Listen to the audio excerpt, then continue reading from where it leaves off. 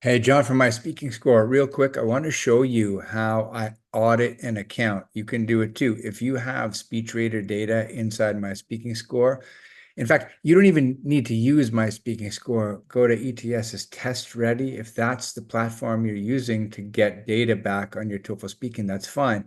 But there are things that you should see, start recognizing in the data, patterns in the data. Let me show you what I'm talking about. Log into your My Speaking Score account. First thing I do is I look at the dashboard. I'm always looking how many reports, how many scores, right? How much data does this user have? 105. That's good. I like seeing this much data. Second thing I do is I look at how much data is accumulating across tasks. I like to see this nice and balanced, indicating an equal amount of practice inside of each task. Sometimes I see somebody way over practicing task one, for example. So you'll see quite a high number here and lower numbers. In fact, it's fairly common to see a declining pattern here. In this account, I like what I see.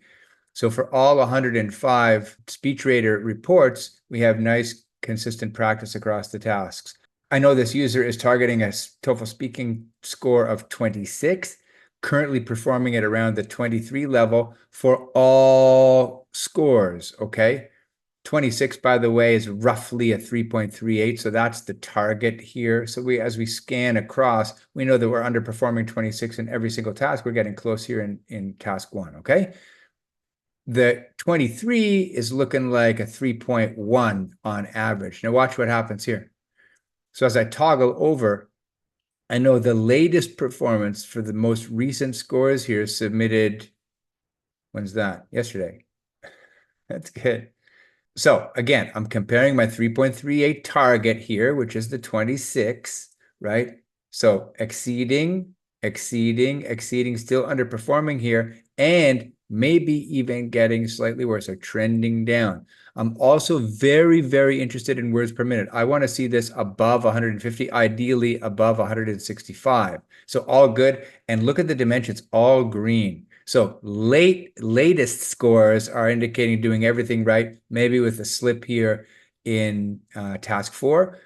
But overall, a TOEFL speaking score estimate of 26 in the 3.41 range, right? SpeechRater score. And that's a 3-point improvement against all of the other 101 scores. The first thing I do is analysis here. Okay, the second thing I do is I look at the heat map.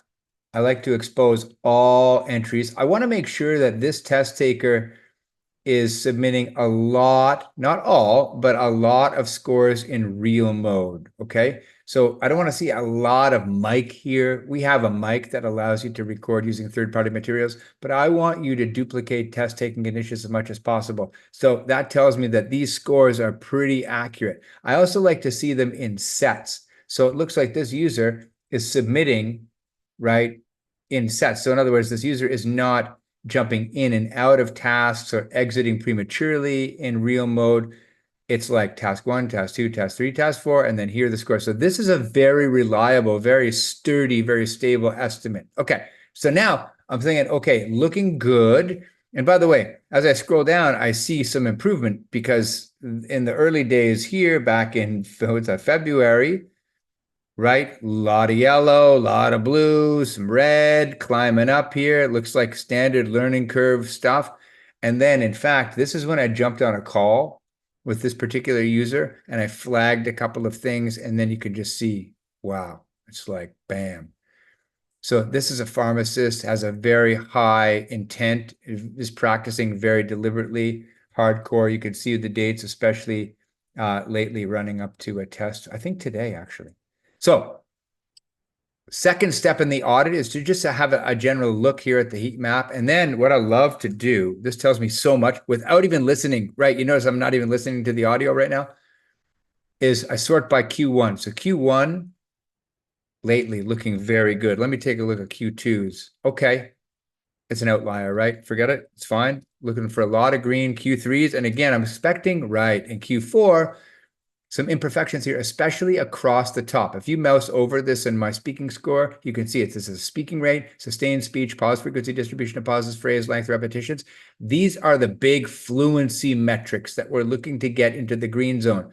When I see sustained speech problems, pause frequency problems that are trending, it means that this particular task is a problem for this user, right? Maybe it's a template problem, probably, I'm guessing.